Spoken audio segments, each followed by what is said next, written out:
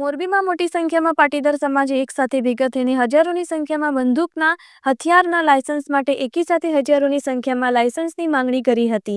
પાટીદાર સમાજે જણાવ્યું હતું કે મોરબીમાં અત્યારે હાલમાં કાયદો વ્યવસ્થા યોગ્ય રીતે જળવાતો ના હોવાના લીધે અમે પોતાની જાતને અસુરક્ષિત મહેસૂસ કરી રહ્યા છીએ। તે માટે અમે સ્વરક્ષા માટે હથિયારના લાયસન્સ માટે માંગણી કરી છે, જેમાં આ વિશે પાટીદાર સમાજના અને એસપીજી અધ્યક્ષ લાલજી પટેલે મહેસાણા ખાતે પત્રકારોને પોતાનું મંતવ્ય જણાવ્યું હતું। રિપોર્ટર સિદ્ધરાજ ઠાકોર, મહેસાણા।